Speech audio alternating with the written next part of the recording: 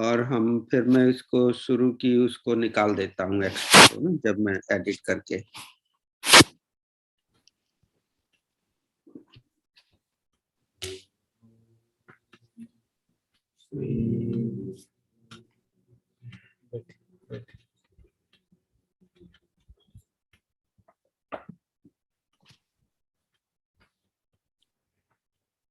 शुरू करूं क्या? जी गुरु जी। सर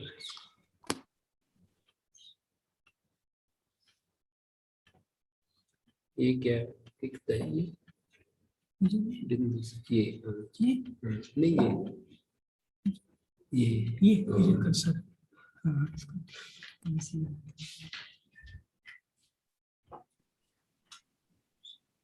किसी का प्रश्न रह रहे हैं क्या आज? अभी प्रेयर के बाद जी करूं ये? जी गुरु जी, एक दो हैं। ओम श्री परमात्मने नमः। ओम श्री गुरुभ्यो नमः। ओम मातृशक्तये नमः। ओम असतो मा सद्गमय तमसो मा ज्योतिर्गमय मृत्योर्मामृतंगमय। ओम शांति शांति शांति। उपनिषद कक्षा 15 केनोपनिषद चल रहा है, उसका प्रथम खंड पूरा हुआ। दूसरा खंड प्रारंभ करने से पहले पीछे किन्हीं के प्रश्न हैं तो वो रखे जा सकते हैं, उन पर विचार करेंगे। जी श्री जी, आप अपना अनम्यूट कर लें।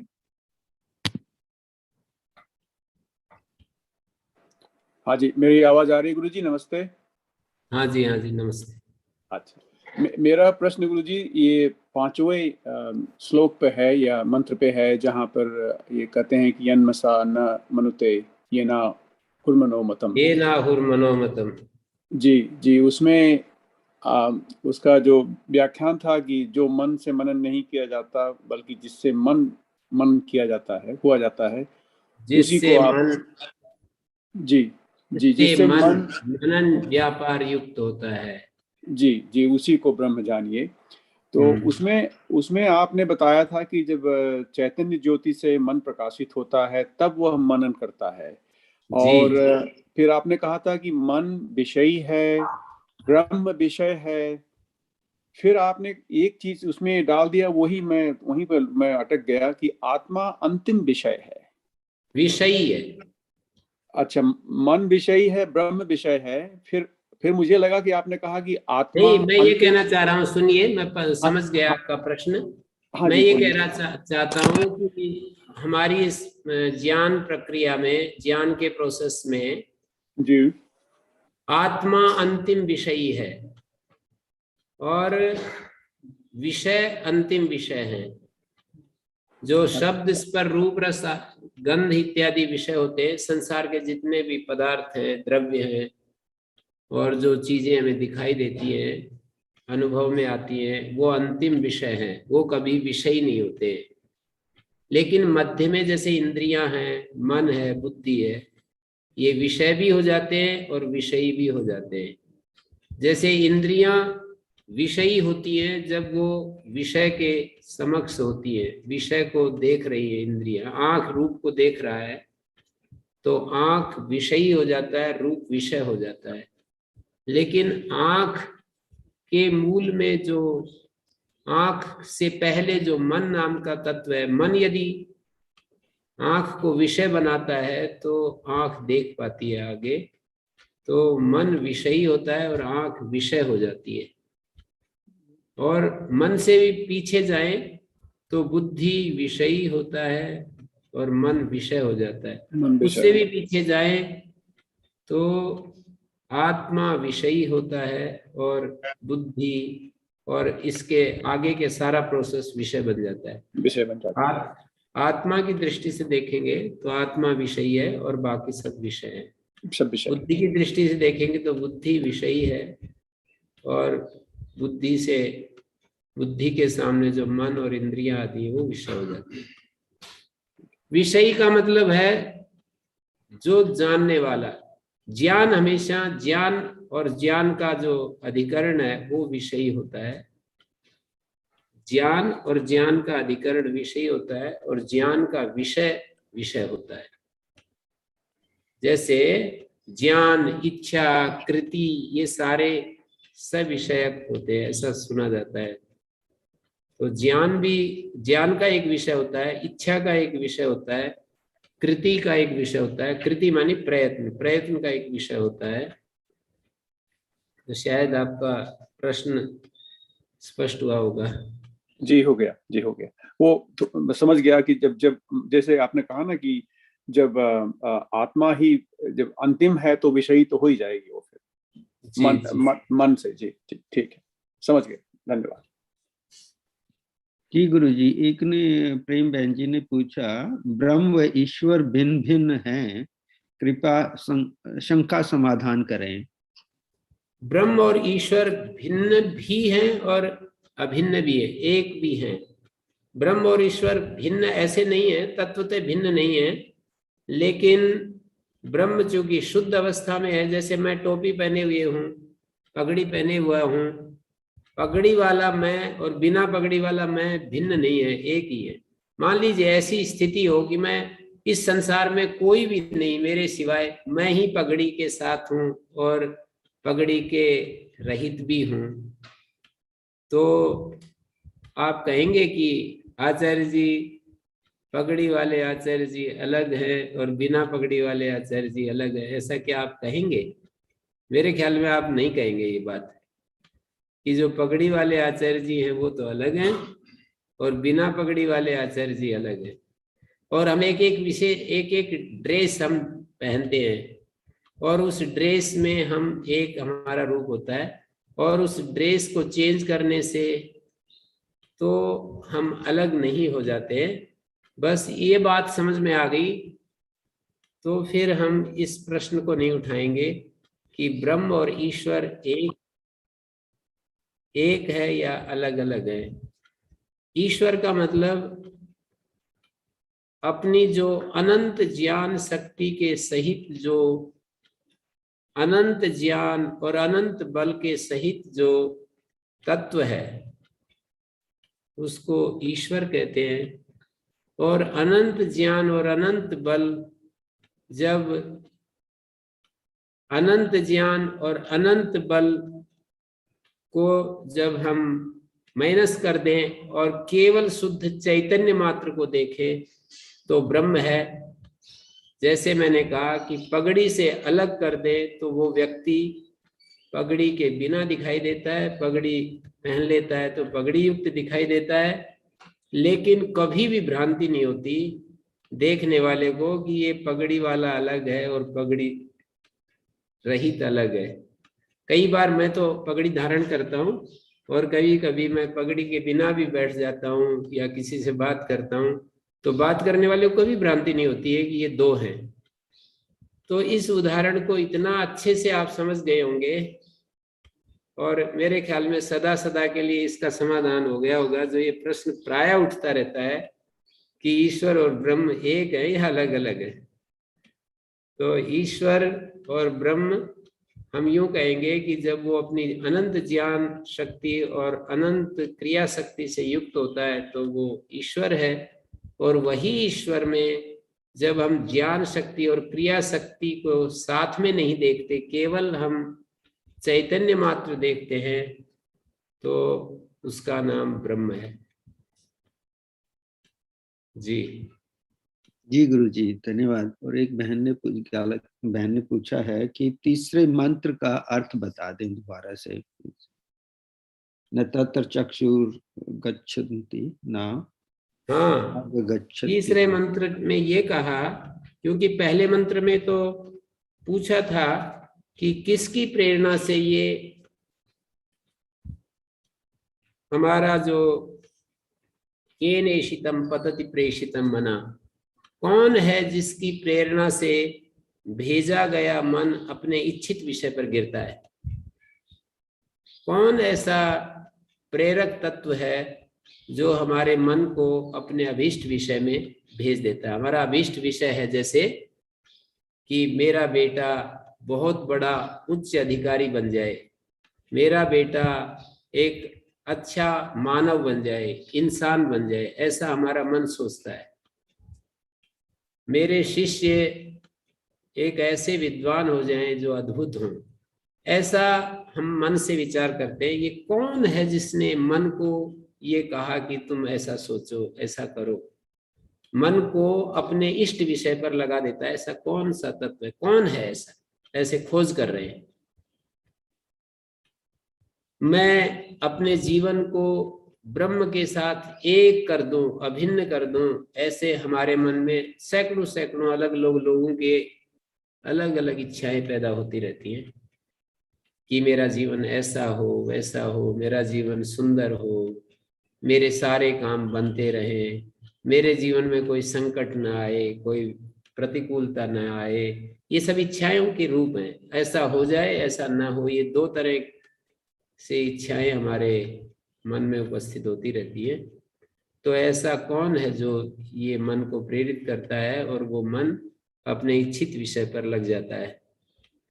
और कौन है जिसकी प्रेरणा से ये प्राण, प्रथमा प्राण प्रैति युक्तः, ये जो मुख्य प्राण है हमारा, जो श्वास जो चल रहा है नासिका से, उसको मुख्य प्राण कहते हैं।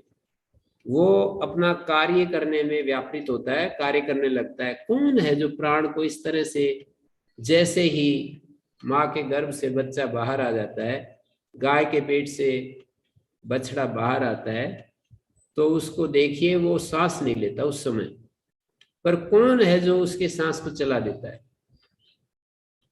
जब बछड़ा एक बार जब बाहर आता है तो फिर सांस चालू होता है।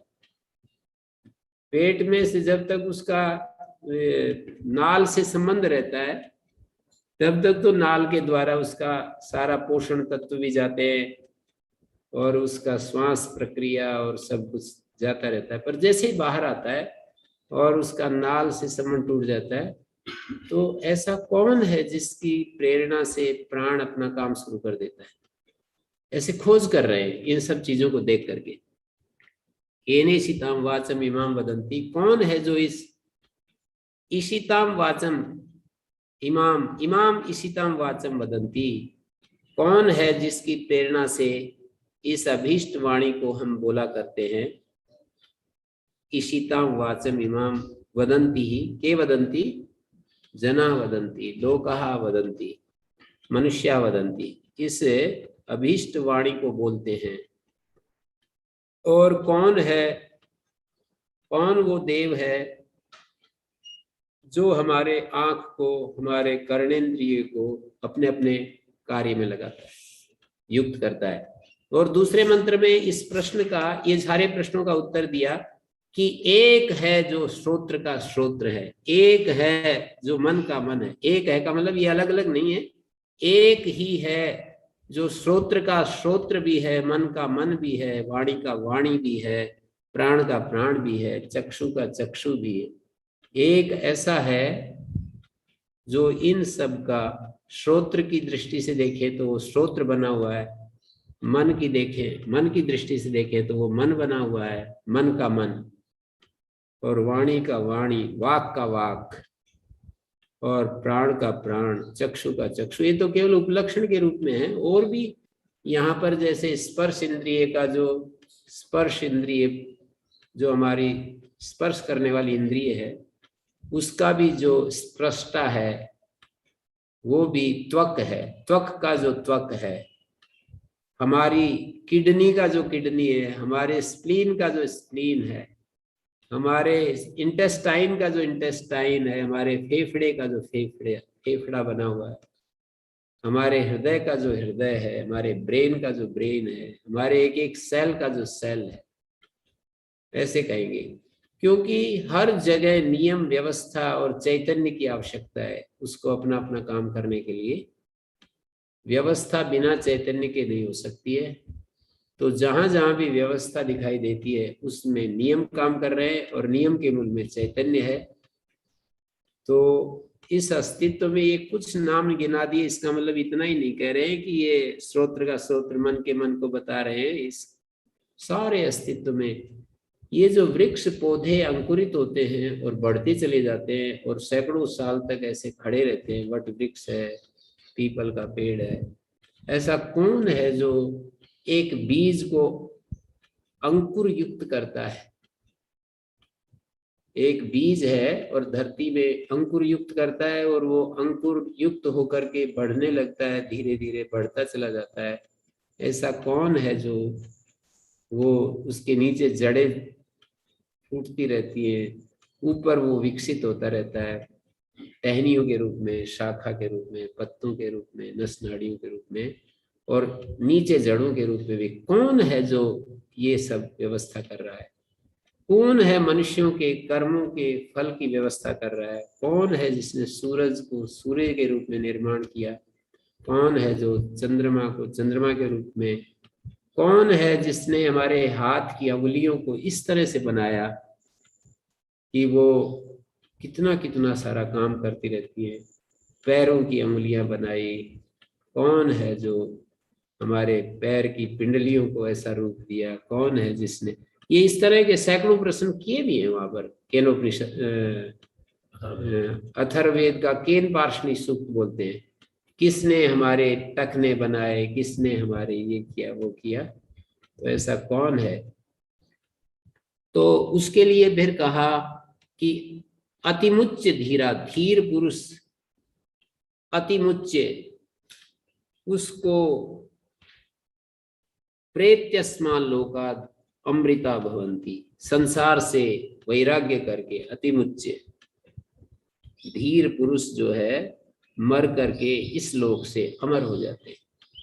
उसको जानकर, धीर पुरुष उसको जानकर, जो श्रोत्र का श्रोत्र है, मन का मन है, इस तरह से जो है उसको जान करके, और धीर पुरुष इस संसार को छोड़कर अमर हो जाते, इस लोक से जाकर के अमर हो जाते हैं।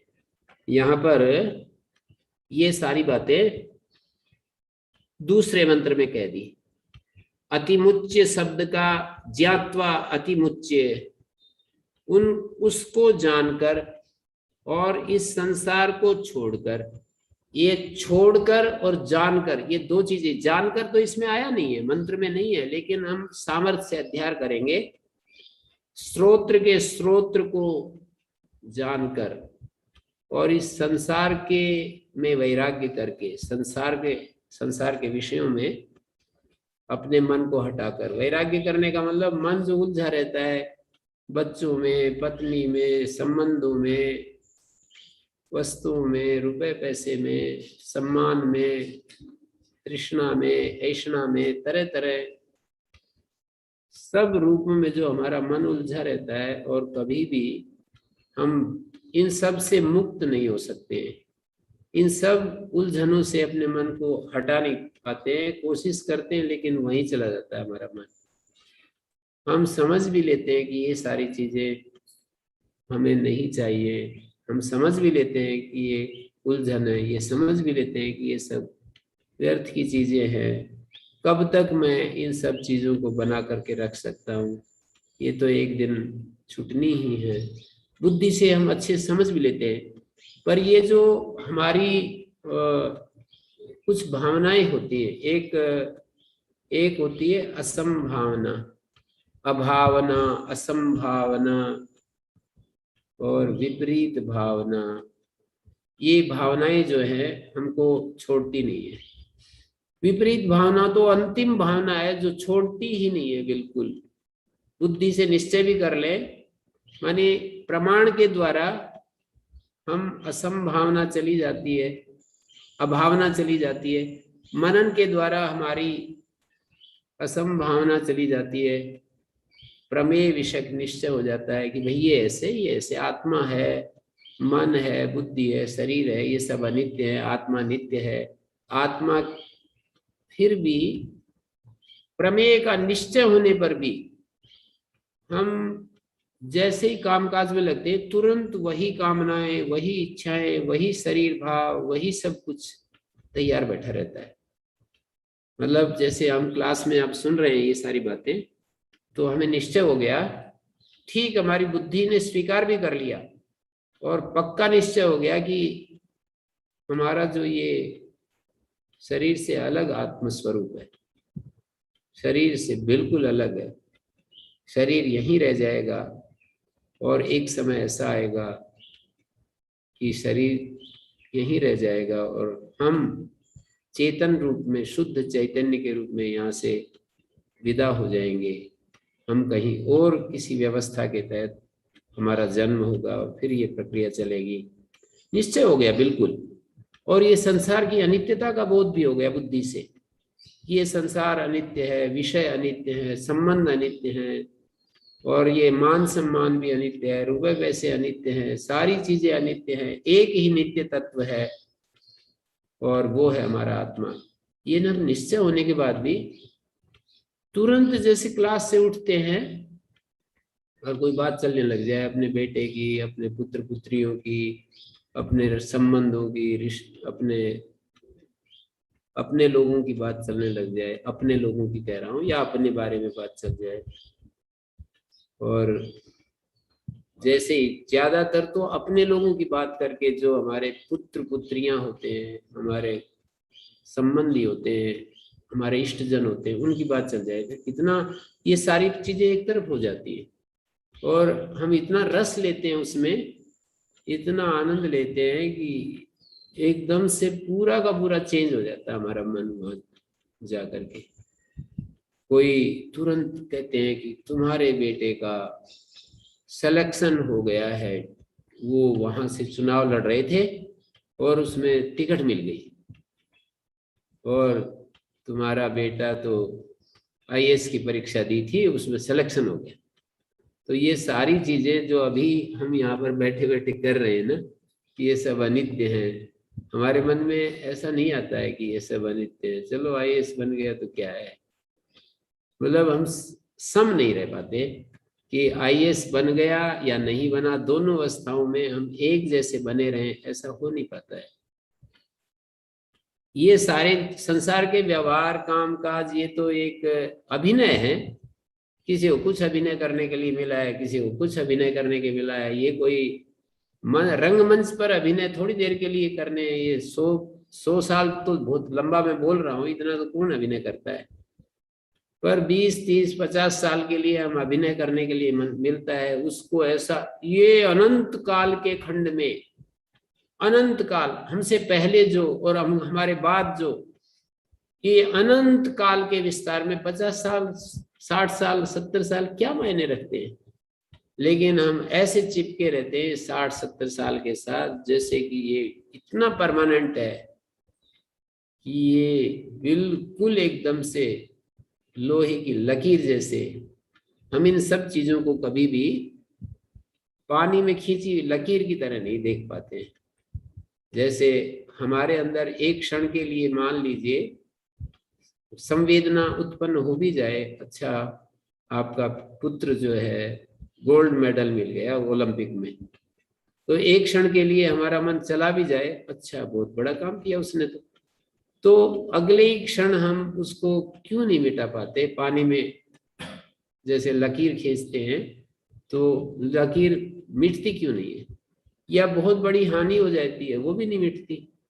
जैसे हम कहते हैं कि भाई ओलंपिक में चयन हो गया, उस दिन तो बहुत खुशी हुई थी, और फिर वहां जाकर एक भी मेडल नहीं मिला तो उतना ही दुख हो जाता है, उतनी परेशानी हो जाती है, और हम भूल नहीं पाते उसको कि जो है ये क्या हो गया भाई, कितना बड़ा चांस था, ये तो बहुत बड़ा जो है ना हाथ से निकल गया मौका। और ये जीवन के संबंध में कभी पश्चाताप नहीं होता है। हमारा एक एक क्षण जो है ना, दिन के बाद दिन। मेरे एक मित्र कह रहे, उनसे बात हो रही थी कि भाई आप सारे दिन ताश खेलते रहते हैं। उनकी देवी जी बता रही कि जी ये जो है ना भारतीय परंपरा में जो है नाम नहीं लेती ना, तो ये इशारा करके कि जी ये ताश खेलते रहते हैं। और फिर हमने कहा क्यों खेलते हो, बोली समय काटने के लिए, वो तो थोड़ा सा आलम्बन ढूंढ लेते हैं, समय जो है ना कटता रहता है, तो काटना पड़ता है कितना कोई उत्साह देने वाला, हमें खुशियां देने वाला, कितने लोग संसार में दुखी हैं, कितने कष्ट में हैं, संसार कितना कराह रहा है और हमें उनकी कराहट कभी सुनाई नहीं देती और हमें समय काटना पड़ता है। मतलब क्या है ऐसा, हम इतने मोह में, इतने तमस में, इतने गहरे अज्ञान में डूबे रहते हैं कि समय जैसी चीज हमें काटनी पड़ती है और हमें मतलब कोई सार्थक काम नहीं मिलते हैं। कितना चारों तरफ किसी को भी जो जिज्ञासा, मैं नहीं कहता पकड़ पकड़ कर हमें सेवा करनी चाहिए, ऐसा मैं नहीं कहता, उन लोगों की तरह मैं नहीं बोल रहा हूँ कि जैसे एक स्कूल मास्टर ने, स्कूल में बच्चे गए थे कि भाई कोई ना कोई हमें सार्थक काम करना चाहिए, तो मैडम ने कहा कि कल मैं पूछूंगी जब तुम आओगे।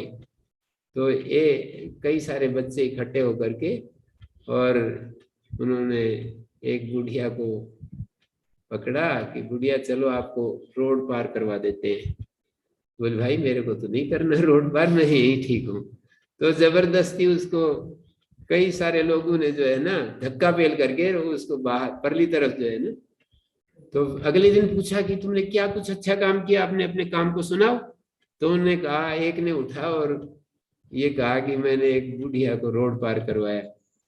तो फिर शाबाश, बहुत अच्छा, देखो कितने अच्छे बच्चे हैं, तुरंत अपने, मैंने बात कही कल और तुरंत उस पर उसको क्रियान्वित कर दिया। दूसरे से पूछा कि श्याम तुम भी बताओ क्या अच्छा काम किया, मैंने भी एक बुढ़िया को रोड पार करवाया। तीसरे से पूछा, उसने भी कहा कि मैंने भी एक बुढ़िया। तो अब मैडम भड़क उठी, कहने लगी तुम्हें इतनी बुढ़िया कहाँ से मिल गई।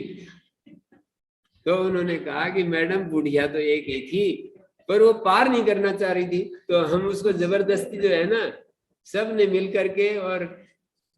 मिल करके उसको परले सिरा छोड़ करके आए। तो मैं ऐसी इस तरह की सलाह नहीं दे रहा हूं कि आप गांव में जाओ और कोई आपकी शिक्षा नहीं लेना चाहता और आप उनको आओ मैं आपको शिक्षा दूंगा, आओ भाई बैठो मैं आपको सिखाऊंगा, और वो कहे कि भाई आप अपना काम करो ना, क्यों हमारे पीछे पड़ रहे हो, नहीं नहीं मैं आपको सीख दूंगा।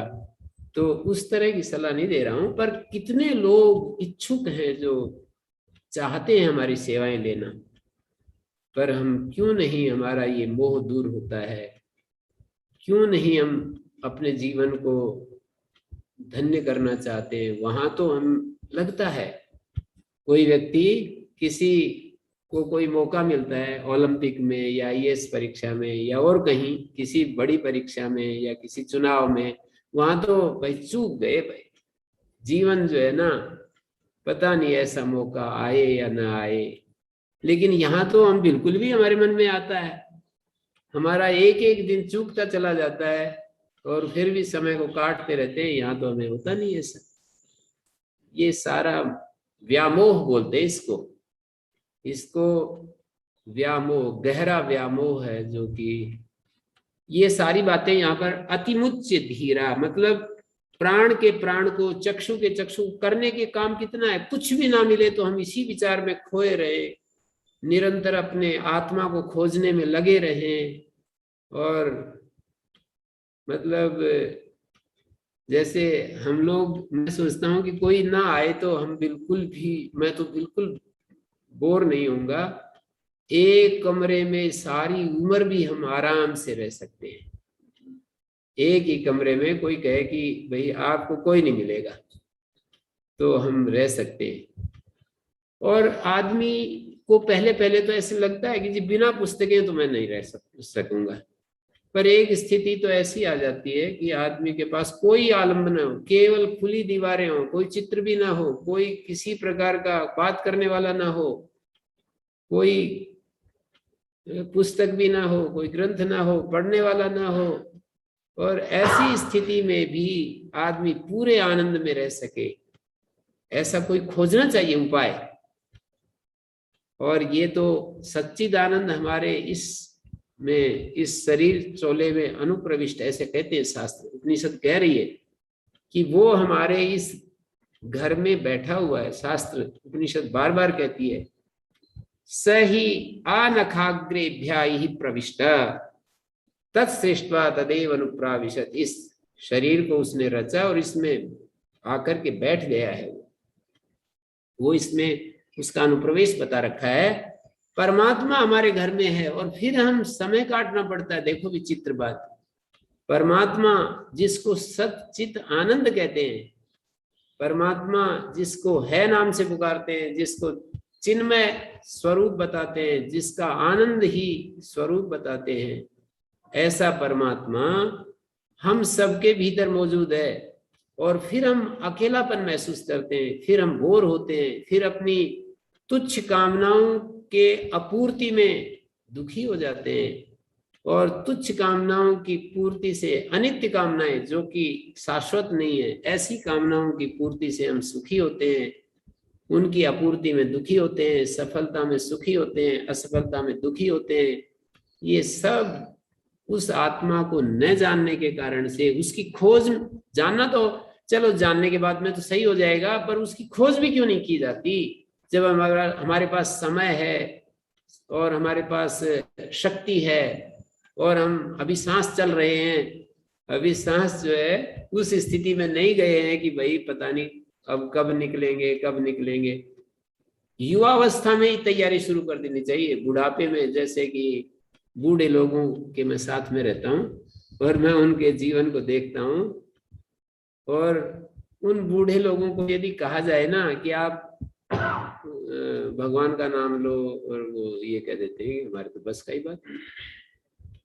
बूढ़े लोगों को यदि हम कहते हैं ना कि आप जो है ना बस ऐसे सोचो सबका भला हो, सबका कल्याण हो, उनको सबसे बड़ी पीड़ा बूढ़े आदमियों को इस बात से होती है कि कोई बात नहीं करना चाहता है।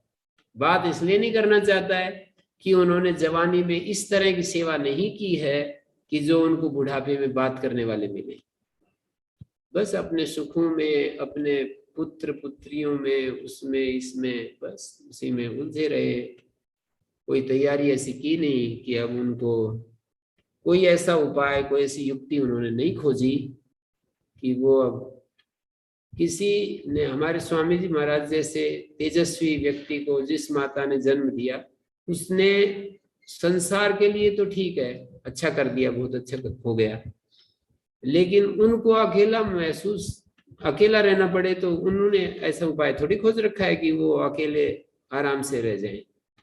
तो ऐसे कह रहा हूं मैं, वो उदाहरण तो इसलिए देता हूं कि वो एक बड़ा फिगर है। मोदी जी की माता जी को अकेला रहना पड़ जाए, वो भी बेचारी तरसती होगी कि ये कोई सा भी बेटा मेरे पास आकर के बात नहीं करता, बैठता नहीं। तो ये सब युवावस्था में ही हम यदि खोज कर लेते हैं, ढूंढ लेते हैं उस आत्मा को, जिस आत्मा को सच्चिदानंद कहते हैं, जिस आत्मा को मतलब जहां सुख के सिवाय कोई दूसरी चीज है ही नहीं। उसका स्वरूप क्या है, उस आत्मा का स्वरूप क्या है? सुख के अलावा जहां और कुछ है ही नहीं, ऐसा आत्म तत्व का आश्वासन देते हैं हमारे शास्त्र। हमारे को ये बताते हैं कि आत्मा का ऐसा स्वरूप है जहां दुख का निशान नहीं, जहां जड़ता एक क्षण के लिए भी नहीं है, जहां अभाव, कोई अभाव नाम की चीज है ही नहीं। सत मानी अभाव का जहां अभाव है, चित मानी जड़ता का जहां अभाव है, आनंद मानी दुख का जहां अभाव है, ऐसा तत्व हमारे भीतर है मौजूद। और ये शास्त्र कह रहे हैं, देखिए कि भाई ये कौन है जिसकी प्रेरणा से हमारी आंखें देखती हैं, कान सुनते हैं, प्राण कार्य करता है। तो इसका उत्तर यही दिया ना कि भाई श्रोत्र का एक श्रोत्र है, मन का मन है, मन के पीछे भी एक ऐसी शक्ति काम कर रही है, अतिमुच्च धीरा। उसको जानकर और संसार से विरक्त होकर अतिमुच्च धीर पुरुष जो हैं इस संसार से जाकर अमृतत्व को प्राप्त हो जाते हैं। अमृता भवंती, ये यहाँ पर ज्ञात्वा का अध्याय किया गया है। श्रोत्रादि, श्रोत्र का जो श्रोत्र है, ऐसा जो ब्रह्म तत्व है, उसको जानकर, एक को जानना और दूसरे का त्यागना, उसको जानकर, श्रोत्र का जो श्रोत्र है उसको जानकर और श्रोत्र के जो विषय हैं उनको त्याग कर,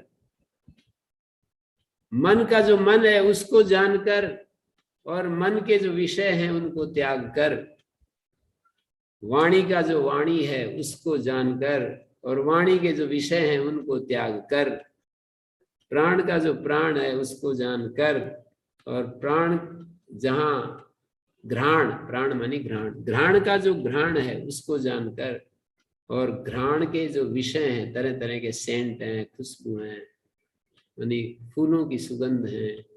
कितना अच्छा लगता है जब चारों तरफ मोगरा महक रहा हो, रात की रानी सायंकाल जब मीठी मीठी गंध आ रही हो, कितना अच्छा लगता है। तो उसमें आसक्ति त्याग कर, ऐसे स्वरूप तो इन सब चीजों का त्याग नहीं होता है कि आंख का जो आंख है उसको जानकर और आंख के विषयों को त्याग कर, तो आंख के विषयों को हम आंख थोड़ी मीचेंगे। कोई हमें सुंदर दृश्य दिखाई दे रहा है, पेड़ पौधे दिखाई दे रहे हैं, जंगल दिखाई दे रहे हैं, नदियां दिखाई दे रही हैं और इस प्रकृति में तरह तरह के विभिन्न दृश्य दिखाई दे रहे हैं, आंखें थोड़ी हम बंद करेंगे, लेकिन उसमें फंस जाते हैं हम। उसको देखते ही हमारा मन अटक जाता है उसमें और जिसको हम जानने की बात कर रहे हैं उससे हट जाते हैं। तो कहा कि श्रोत्र के श्रोत्र को, मन के मन को, वाणी का जो वाणी है उसको जानकर और दूसरी तरफ इनका जो विषय है, श्रोत्र का विषय है ना, आंखों का विषय है, उसको त्यागना पड़ता है, उसको जानना, उसको त्यागना। धीर पुरुष जो होते हैं, ध्यान संपन्न पुरुष होते हैं, धीर उसको कहते हैं जो अपने आंतरिक स्वरूप में, अपने अंतः स्वरूप में डूबे हुए हैं, धीर, ध्यानवान।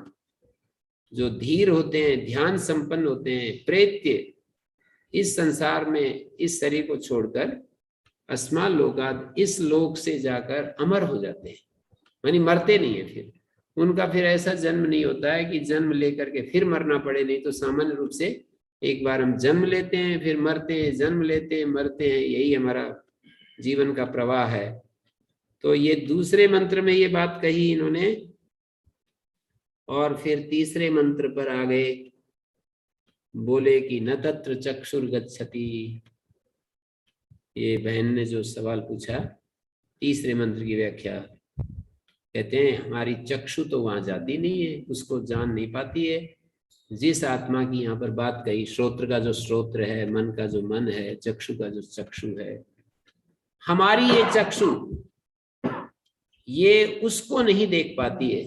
कठोपनिषद में कहा परांचिखानी व्यत्रिणत स्वयं भूत तस्मात् परांग परिपश्यन्ति नान्तरात्मन, तस्मात् परांग परिपश्यति नान्तरात्मन, कश्चित् धीरा प्रत्यगात्मानमैक्षत आवृत चक्षुरमृतत्वम इच्छन। कहते हैं कि उस विधाता ने इन इंद्रियों को बाहर की तरफ उद्घाटित किया है, बाहर की तरफ, बाहर दुनिया को, अनात्म को देखने वाला बनाया है। ये इंद्रियां कभी भी उस आत्मा को नहीं देखती है, नहीं देख सकती हैं। न तत्र चक्षुर गच्छति, चक्षु उसको विषय नहीं बना सकती। चक्षु बाह्य संसार को विषय बना सकती है, चक्षु उसको विषय नहीं बना सकती। चक्षु आत्मा को विषय नहीं बना सकती है। हाँ, किसी को यदि ये उपदेश मिल गया, किसी ने ये निश्चय कर लिया, बुद्धि में ये चीज बैठ गई कि भाई जहां कुछ दिखेगा वो उसको मुझे ब्रह्म के रूप में देखना है।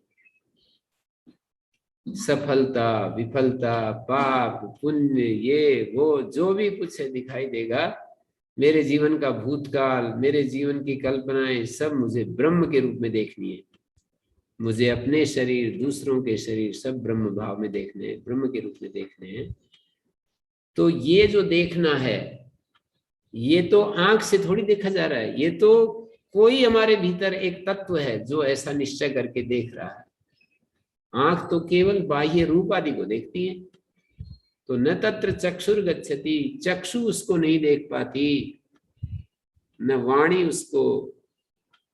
वाणी उसका बखान कर पाती है, मन भी वहां तक नहीं पहुंचता है। न विद्मो न विजानीमो यथा एतदनुशिष्यात्, हम नहीं जानते हैं। आचार्य लोग कहते हैं अपने शिष्यों को, हमें नहीं पता है कि उस तत्व का कैसे उपदेश करें। न विद्मो न विजानीमो, हम नहीं जानते। यथा एतद अनुशिष्यात्, इस तत्व का कथन किया जाए, इस तत्व को बखान किया जाए, इसके बारे में बताया जाए, शिष्यों को समझाया जाए, हमें नहीं उपाय सूझ रहा है। तो कहा कि अच्छा, कि उसके बारे में कुछ नहीं कहा जा सकता, फिर उसको बताया नहीं जा सकता, उसको समझाया नहीं जा सकता, क्या उपाय नहीं सूझ रहा। फिर एकदम से एक कोई स्पार्क हुआ अंदर कि नहीं नहीं, एक चीज हमें समझ में आई कि अन्य देव तद विदिता दथो अविदिता दधि, कि वो विदित से भी अलग है, अविदित से भी अलग है। हमारे इस अस्तित्व में बहुत सारी विदित चीजें हैं, मर्त्य चीजें हैं, बहुत सारी चीजें जिनको हम जानते हैं, पहचानते हैं, मर्त्य हैं और दुख पूर्ण है, हे है, जिनको हमें त्यागना होता है, ऐसी बहुत सारी चीजें। तो वो कहते हैं कि विदित चीजों से वो ब्रह्म अलग है। जिन जिन चीजों को हम अनुभव करते हैं, यह यह यह करके हम जानते हैं कि ये मेरा सुख है, ये मेरा दुख है, ये मेरी इच्छा है, ये मेरी कामना है, ये सब जिनको हम अनुभव करते हैं, वो सब विदित कोटि में आएंगी। तो उनसे वो ब्रह्म अलग है। जिनको हम यह नाम से पुकारते हैं, वो ब्रह्म इन सब से अलग है। और जो चीजें जिनको हम नहीं जानते, जैसे अव्यक्त जगत को हम नहीं जानते, जिस अव्यक्त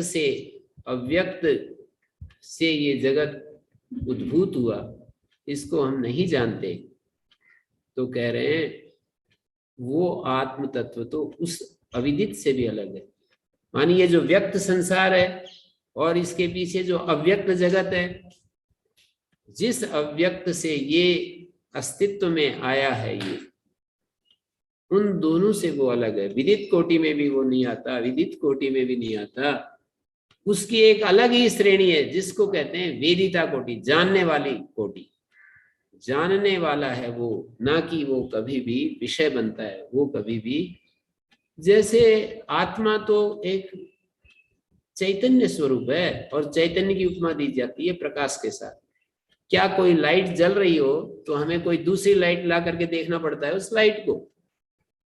लाइट जल रही है और एक और लाइट लाए कि अच्छा मैं इस लाइट को देखूं, तो उस लाइट के ऊपर दूसरी लाइट का प्रयोग किया जाता है क्या?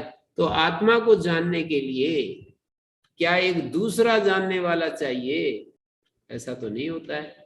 आत्मा स्वयं जो ज्ञाता है, स्वयं ज्ञान स्वरूप है, स्वयं जो समस्त को जानता है। इसलिए उपनिषदों में बार बार कहते हैं कि विज्ञातारम अरे केन विजानीयात, येन सर्वम विजानाति तत्केन विजानीयात। जिसके होने से सब कुछ को जाना जाता है, उसको और किसी अन्य साधन के द्वारा कैसे जान सकते हैं? बस उसको विज्ञाता के रूप में जाना होता है। ये उपनिषद दृष्टि है। और विज्ञाता कई नहीं है, हमारे अस्तित्व में एक ही विज्ञाता है, ऐसे जगह जगह कहते हैं। नान्य तो अस्ति दृष्टा, नान्यो तो अस्ति श्रोता, नान्यो तो अस्ति घ्राता, नान्यो तो अस्ति स्पृष्टा। उससे अलग उस एक ही ज्ञाता से, वो एक ही ज्ञाता है, उससे अलग कोई ज्ञाता नहीं है, कोई घ्राता नहीं है, कोई दृष्टा नहीं है, कोई स्पृष्टा नहीं है, कोई मनता नहीं है, कोई विज्ञाता नहीं है। तो ऐसा जो एक ही तत्व है, जो जैसे हमारे भीतर ऐसी कोई बिजली हो, जब वो हमारी आंख से जुड़ती है तो वो बिजली रूपों को दिखाती है। वही बिजली जब कान से जुड़ती है तो शब्द सुनती है। वही बिजली नासिका से जुड़ती है तो गंध ग्रहण कराती है। वही बिजली त्वग इंद्रिय से जुड़ती है तो स्पर्श कराती है। वही बिजली जब पैरों के साथ जुड़ती है तो पैरों को गति देती है। वही बिजली जब हाथों से जुड़ती है तो ग्रहण कराती है। हर जगह वो चैतन्य जहां जहां उपस्थित होता है, उपस्थित हुआ है। ये तो केवल एक्सप्लेन करने का ढंग है, वो तो है उपस्थित। वो एक ही तत्व अलग अलग रूपों में हमारी बुद्धि में जब होता है तो वो निश्चय करने लगती है। मन में वही बिजली जब काम करती है तो वो संकल्प करता है, इंद्रियों में होती है तो अलग अलग विषयों को देखता है। ऐसे वो एक ज्ञानमय सत्ता है जो विदित और अविदित, माने उसको हम विदित भी, इस सारे उपनिषद में बार बार घुमा घुमा कर इसी बात को समझाया गया है कि विदित अविदित कोटि से वो अलग है। ऐसा इति सुश्रुम पूर्वेशम, पूर्व ज्ञानियों से हमने ऐसा सुना है, जिन्होंने इस बारे में हमारे सामने व्याख्यान किया, उन ज्ञानियों से हमने ऐसा सुना है कि वो अन्य देव तद विदितात् अथो अविदितात् अधि, कि वो विदित और अविदित दोनों से अलग है। उसको वेदिता के रूप में हमें अनुभव करना होता है, शांत होकर के। जब हम एब्सोल्युटली हम साइलेंस स्टेट में होते हैं, हम पूरे एकदम साइलेंस में होते हैं, गंभीर मौन में होते हैं, और उस स्थिति में हमारे सामने जो भी विषय आते हैं वो प्रकाशित होते जा रहे हैं, पर वो जो एक अंदर प्रकाश है वही चैतन्य है, जिसकी की हमें खोज है, जिसके लिए हम ढूंढ तलाश कर रहे हैं, जिसको उपनिषद में श्रोत्र का श्रोत्र है, मन का मन है, वाणी की जो वाणी है, प्राण का जो प्राण है, चक्षु का जो चक्षु है, इन शब्दों से कहा। चक्षु, वाक, मन, ये जो स्थूल हमारी इंद्रियां हैं, वो जिन विषयों को ग्रहण करती हैं वो स्पष्ट है, आंख रूप को दिखाएगी, लेकिन उस आत्मा को आंख के मूल में जो, अंतरतम में जो, जिसके कारण से आंख आंख के रूप में प्रकट हुई है, जिसके कारण से, जिसकी व्यवस्था से आंख आंख के रूप में प्रकट हुई, आंख उसको नहीं देख पाएगी। यही इस मंत्र में कहा है। मैंने थोड़ा सा एक प्रकार से ना पूरा आप लोगों की जिज्ञासा को रखते हुए उन्हीं मंत्रों को, हमें कोर्स पूरा तो करना नहीं है, हमें चीजों को समझना है, तो जितना अधिक हम इन पर विचार करेंगे हम अच्छा रहेगा। तो बार बार इन मंत्रों को हमने प्रस्तुत करने की कोशिश की है। ऐसे ही ये अगले मंत्र भी यही कह रहे हैं, यद वाचा नभ्युदितम, वाणी के द्वारा जिसको हम नहीं कह सकते हैं, जिसकी बदौलत वाणी बोल पाती है, उसको ब्रह्म जानो नेदम यदिदम उपास्ते। हाँ जी बोलिए। वो जो बहन ने जो पहले प्रश्न किया था, वो देखो ईश्वर और ब्रह्म, उससे संबंधित एक छोटा सा प्रश्न है। उपनिषद में पहले आया है कि ईश्वर को, सगुण ब्रह्म को तो प्राप्त किया जाता है और निर्गुण ब्रह्म को जाना जाता है। इसको एक कठोपनिषद में एक जगह एक भाष्यकार ने एक वाक्य लिखा है, निर्गुण ब्रह्म को जाना जाता है, सगुण ब्रह्म को प्राप्त किया जाता है। सगुण ब्रह्म का मतलब है, मैं आज किसी से बात कर रहा था, मैंने कहा एक जगह नेति नेति नेति नेति करते चले जाते हैं, दूसरी तरफ कह देते हैं सब कुछ ब्रह्म है। तो उन्होंने भी उन्होंने एक बात कही कि एक जगह निर्गुण के बारे में, एक जगह सगुण के बारे में। जब यूं कहते हैं कि ये नहीं ये नहीं ये नहीं, तो निर्गुण की तरफ चले जाते हैं। जब कहते हैं ये भी ब्रह्म ये भी ब्रह्म ये भी ब्रह्म, तो सगुण की तरफ आ जाते हैं।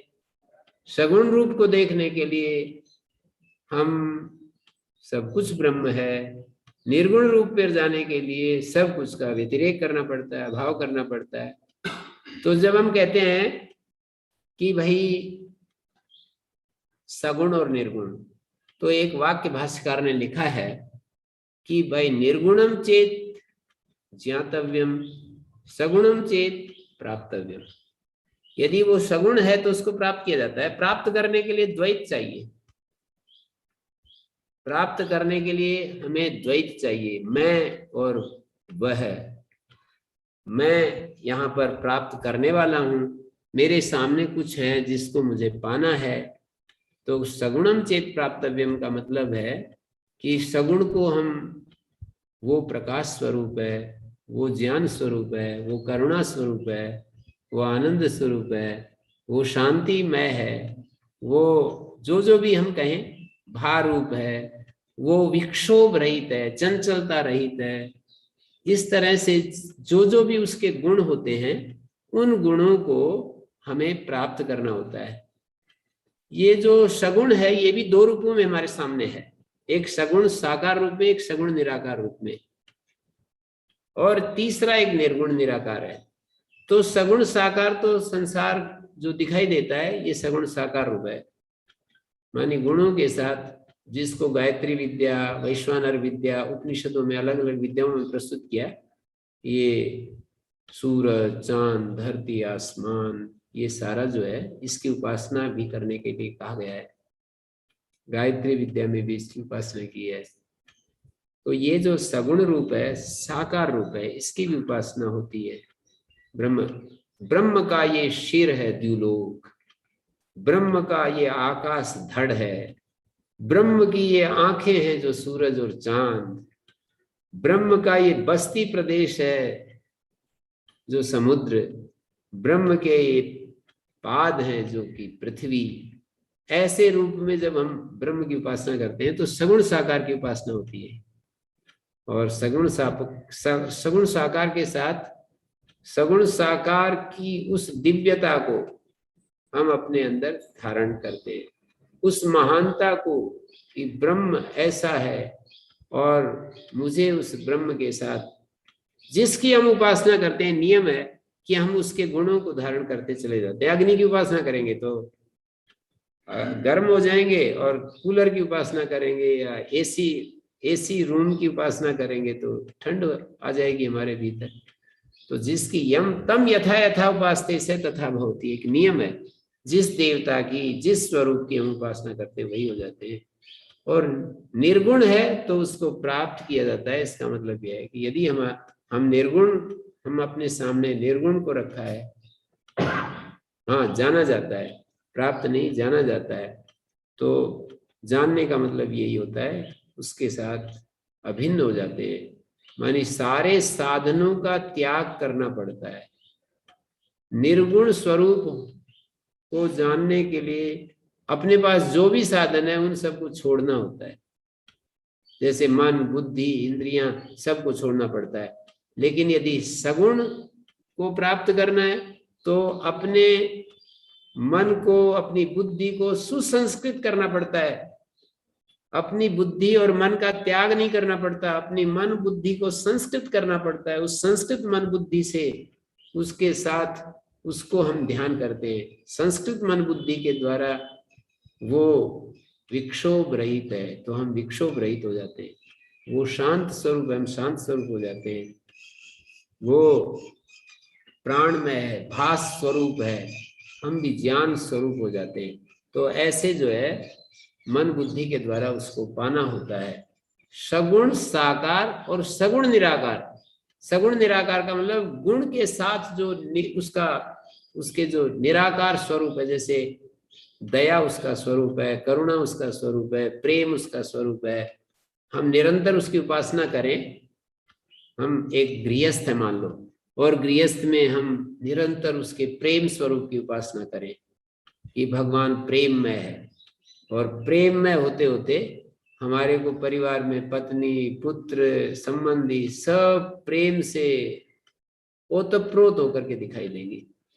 हम प्रेम में अवस्था में चले जाएंगे और हमारा संबंध जहां भी होगा हम प्रेम करेंगे, और प्रेम कभी किसी पर अधिकार नहीं करता, प्रेम कभी किसी के साथ तुलना करके नहीं देखता, प्रेम कभी भी ईर्ष्या नहीं करता। वो कृष्णमूर्ति किसी से बात हो रही थी तो बोले, किसी व्यक्ति को बोले कि आपको सबसे ज्यादा प्रेम किससे है, तो उसने अपनी पत्नी का नाम ले दिया, और बोले कि पत्नी जो है मान लो किसी दूसरे की तरफ देखने लगे तो फिर क्या करोगे? बोले ये सहन नहीं होगा मेरे से। तो बोले प्रेम करते हो या पत्नी के ऊपर शासन करते हो? तो इस तरह से हम लोग जो है प्रेम के नाम पर शासन करते हैं, प्रेम के नाम पर ऐसा सब कुछ लेना चाहते हैं, इसलिए प्रेम करते हैं। प्रेम तो देने की एक प्रक्रिया है, लेकिन हम प्रेम के नाम पर हम चाहते हैं कि इसके पास जो कुछ है वो केवल मेरे को, केवल मुझे ही मिले। तो ये सारी प्रक्रियाएं बाधक बन जाती हैं। हम यदि परमात्मा को प्रेममय होकर के यदि ध्यान करते हैं, उपासना करते हैं, तो हम भी प्रेममय हो जाते हैं और हमारे संबंध कितने सहज हो जाएंगे, कितने सरस हो जाएंगे, हम कितने भावपूर्ण होकर के जिएंगे, इसकी कल्पना की जा सकती है। परमात्मा को हमने प्रेम में समझ लिया तो हमारे संसार के जो जितने भी रिश्ते संबंध हैं वो एकदम निर्द्वंद हो जाएंगे और उनमें कितनी मधुरता आ जाएगी। ये सब है, इस सब को कहते हैं सगुण को प्राप्त करना।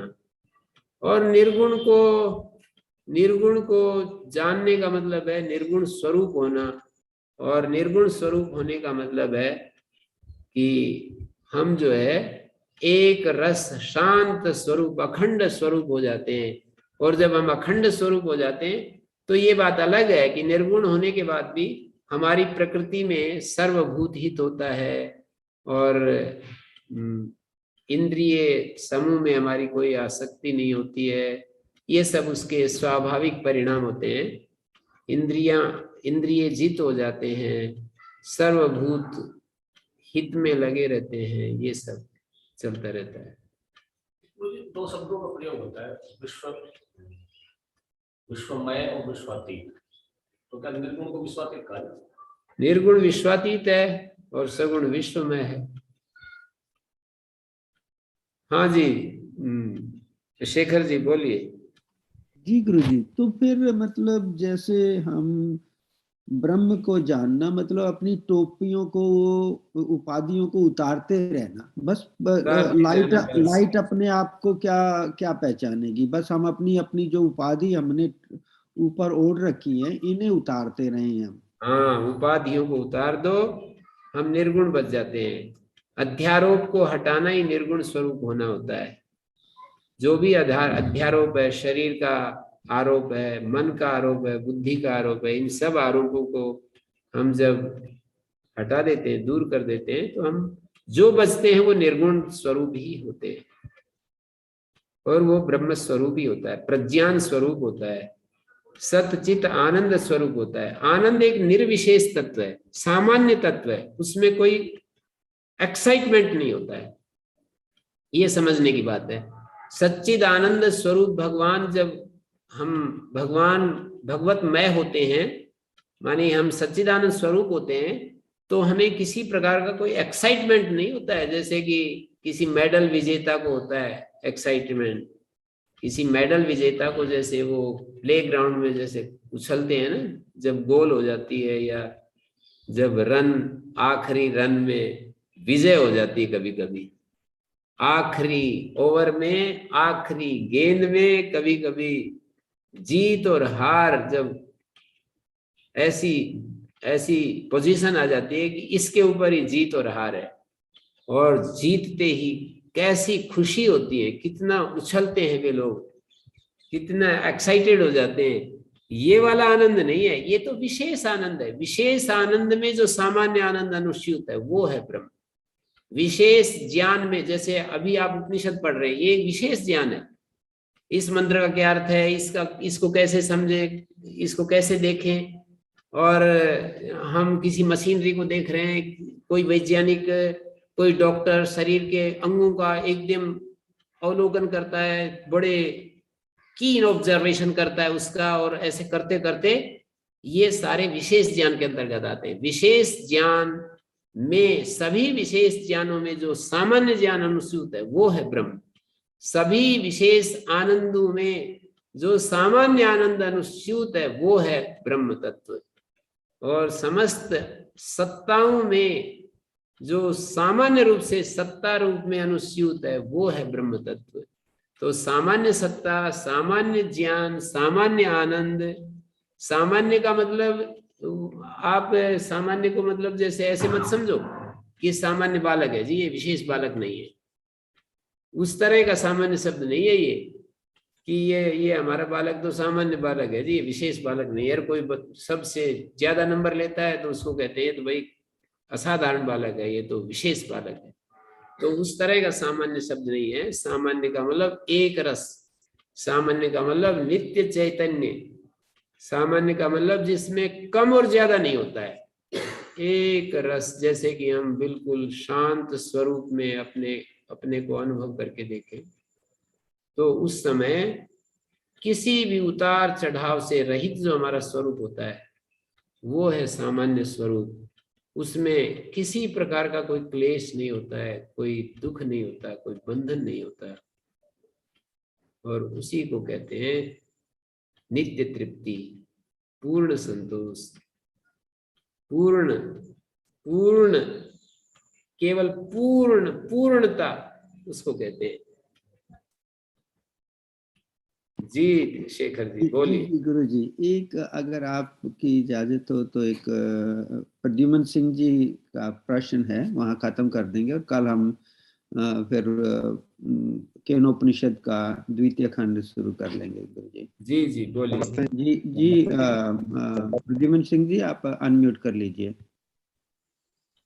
कर लिया जी। नमस्ते स्वामी जी। हाँ जी बोलिए। आपने ईश्वर को विदित अविदित कहा था, इसको मुझे समझना है, और दूसरा वैश्वानर को समझना है। आपने वैश्वानर शब्द भी उपयोग किया था। विदित अविदित शब्द को समझना है। विदित मानी ज्ञात और अविदित मानी अज्ञात। विदित जो होते हैं वो व्यक्त जगत को विदित कहते हैं। जो मर्त्य होता है, जो व्यक्त होता है, जो दुख होता है, दुख पूर्ण होता है, जो हे होता है, ये सारे विदित के अंतर्गत आते हैं। विदित, मर्त्य, दुख, व्यक्त, हे, चार शब्द बोले मैंने। उस जो भी विदित होगा उसमें चार चीजें हमको देखने के लिए मिलेंगी।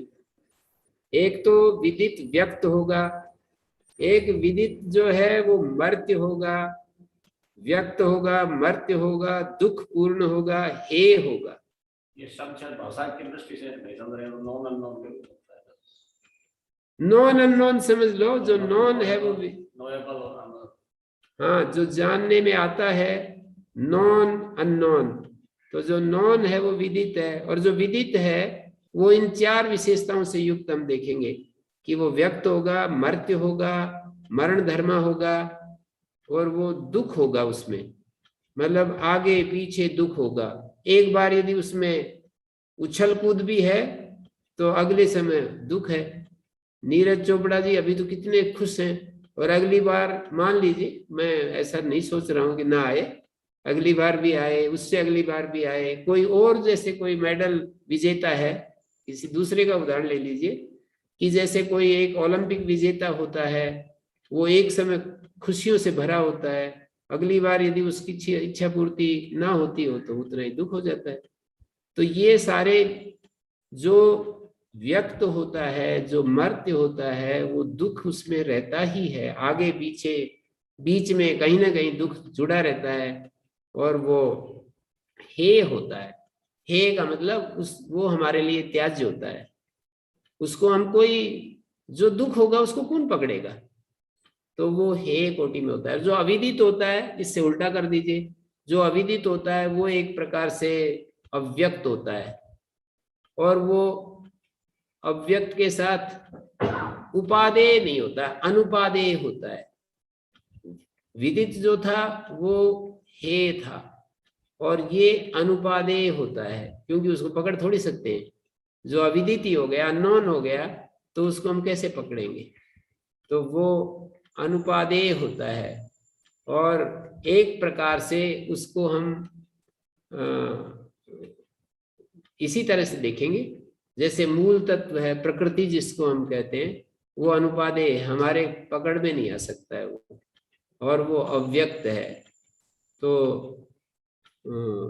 विदित अविदित की बात होगी। और वैश्वानर शब्द के बारे में कहा, ये तो वैश्वानर शब्द के कई सारे अर्थ होते हैं। मांडुक्य उपनिषद में इस शब्द का प्रयोग हुआ है वैश्वानर का, तो उसको पहले ही वैश्वानर, तीसरे मंत्र में वैश्वानर शब्द का प्रयोग हुआ है, और वहां पर वैश्वानर की व्याख्या करते हुए भाष्यकार ने ये कहा है विश्वानरान। यहाँ पर एक व्याख्या तो ये है कि जो वैश्वानर होता है विश्वश्चासो नरस्तेति विश्वानर, विश्व शब्द को दीर्घ हो गया है, छांदस दीर्घ हो गया, विश्वानर ही वैश्वानर है। विश्व नर, विश्व नर को ही वैश्वानर कहते हैं। सभी प्राणी वैश्वानर।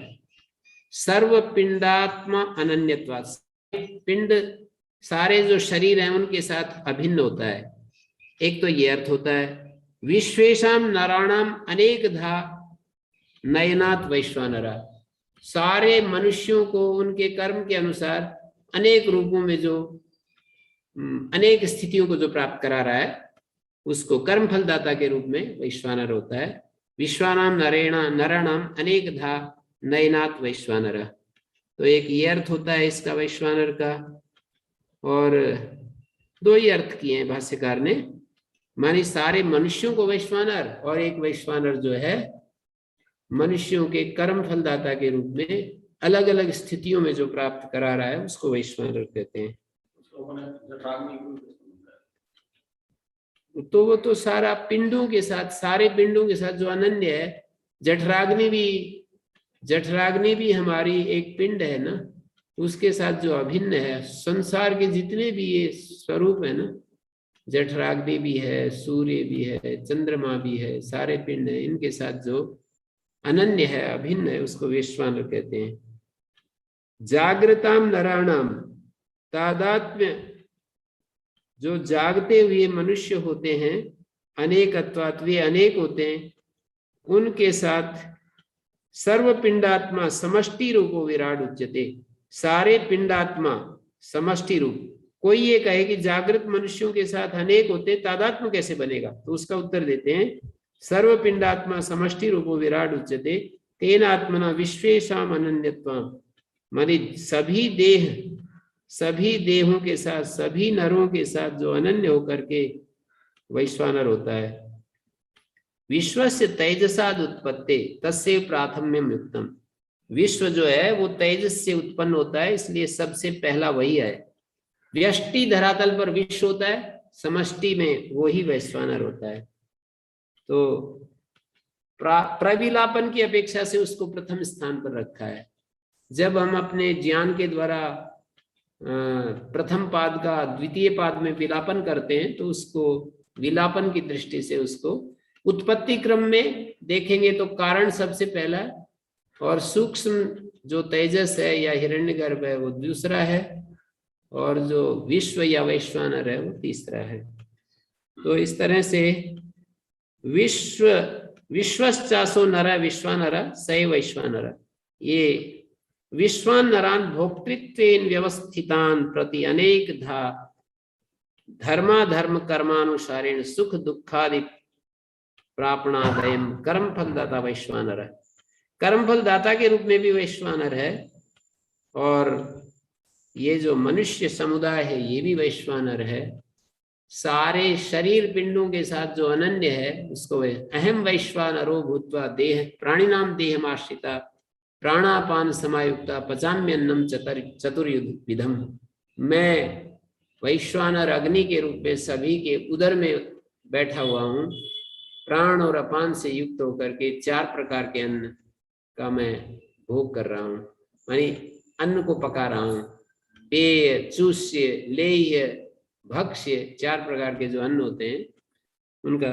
तो वैश्वानर को इस तरह समझ सकते हैं। 2 अर्थ मुख्य रूप से मैंने बताए, एक तो सभी मनुष्यों को ही वैश्वानर कहते हैं, और सभी मनुष्यों को कर्म फल दाता जो है उसको भी वैश्वानर कहते हैं। जी धन्यवाद स्वामी जी। एक बात ये थी कि आपने विदित अविदित बताया, तो ईश्वर तो विदित अविदित से परे है या अविदित होगा? क्या बोल दिया? विदित और अविदित बताया। ईश्वर विदित होगा अविदित होगा? अविदित होगा ना, या दोनों नहीं होगा? नहीं, ईश्वर की बात नहीं चल रही है। विदित ईश्वर तो हमारे लिए विदित ही होता है जब हम उसके गुणों को ध्यान कर रहे हैं, हम उसको जब गुणों के रूप में देख रहे हैं तो ईश्वर तो विदित कोटि में ही आएगा।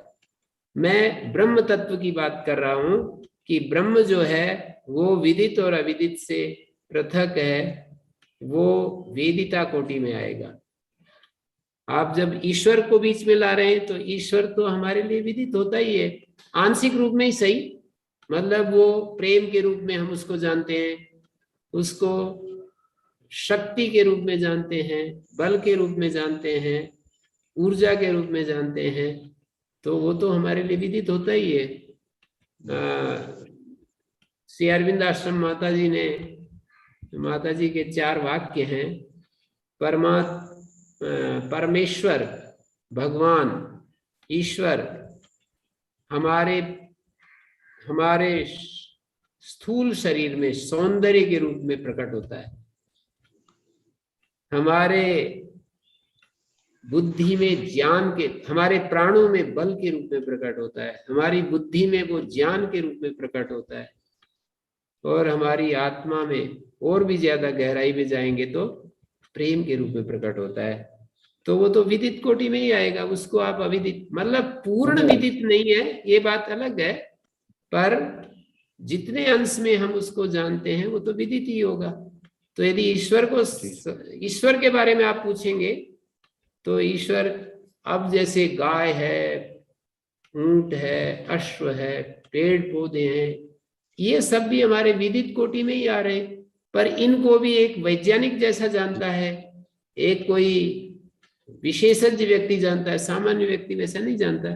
तो जानने के जो स्तर हैं वो अलग है। ब्रह्म कभी भी विदित कोटि में नहीं आता, कभी भी अविदित कोटि में नहीं आता। लेकिन दुनिया की जितनी चीजें हैं, बाकी चीजें और ईश्वर भी यदि कहें तो आपको फिर वही भ्रांति होने लगेगी कि ईश्वर और ब्रह्म 2 बता दिए, और इसका उत्तर तो मैं पहले ही दे चुका हूं कि ईश्वर और ब्रह्म 2 नहीं है, मतलब एक उपाधि सहित है, एक उपाधि, मतलब ईश्वर उपाधि सहित है और ब्रह्म उसी उपाधि से रहित अवस्था में वो ब्रह्म है। मतलब शुद्ध चैतन्य के रूप में जब देखेंगे तो वो ब्रह्म है, और सामर्थ्य और शक्ति और इन विशेषताओं के साथ देखेंगे तो वो ईश्वर है। इसको ऐसे भी कह सकते हैं कि सगुण ब्रह्म को हाँ, ये तो मैं कह ही रहा हूँ बार बार। हमारे यहाँ एक सज्जन बैठे हैं तो बोल रहे हैं कि जी इसको ऐसे कह सकते हैं कि सगुण ब्रह्म को तो हम जान सकते हैं, तो वो विदित कोटि में आ जाएगा, और निर्गुण ब्रह्म को जान नहीं सकते तो अविदित कोटि में, मतलब विदित अविदित से भिन्न कोटि रहेगी। उसको हम ये भी नहीं कह सकते कि वो अविदित कोटि में रहेगा। जैसे आप ये बोल दिया कि भाई निर्गुण ब्रह्म को तो हम जान नहीं सकते, ये तो ठीक है, जान नहीं सकते, लेकिन वो नहीं जान सकते इसका मतलब वो अविदित ऐसा नहीं। अविदित से एक भिन्न ही कोटि है उसकी, विदित से भी एक भिन्न कोटि है, अविदित से भी एक भिन्न कोटि है। वो कोटि क्या है? वो कोटि है जानने वाली कोटि, वेदिता कोटि, दृष्टा कोटि।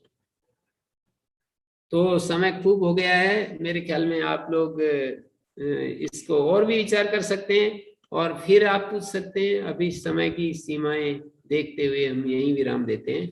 ओम शांति शांति शांति। नमस्ते आचार्य जी। 1 मिनट प्लीज। गुरुजी, हम उधर से रिकॉर्ड